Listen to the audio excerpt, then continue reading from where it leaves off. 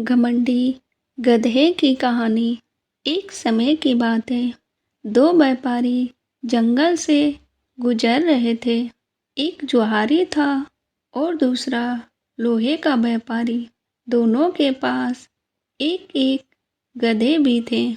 जौहारी के गधे की पीठ पर रेशम का कपड़ा ढका हुआ था और वह कीमती स्वर्ण आभूषणों और हीरे जवाहरातों से भरे दो थैली अपनी पीठ पर लादा हुआ था।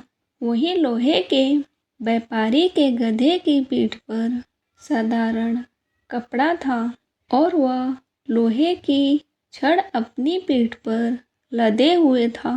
जौहारी के गधे को इस बात का घमंड था कि वह स्वर्ण आभूषण और हीरे जवाहरात लाद कर ले जा रहा है।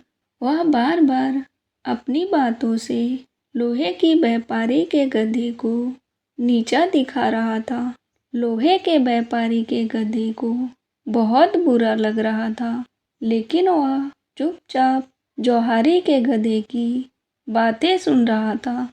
अचानक डाकुओं ने उन्हें घेर लिया। उन डाकुओं को देखते ही दोनों व्यापारी डर के मारे अपने अपने गधे को छोड़कर भाग गए। डाकू गधों की पीठ पर लदे सामान देखने लगे। उन्होंने देखा कि लोहे के व्यापारी के गधे पर लोहे की छड़ लदी हुई है। लोहे की छड़ देखते ही डाकुओं ने उस गधे को वहां से भगा दिया।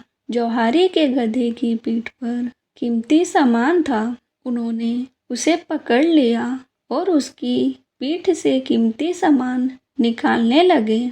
गधा जब भी विरोध करता, वह डंडे से उसकी खूब पिटाई करते।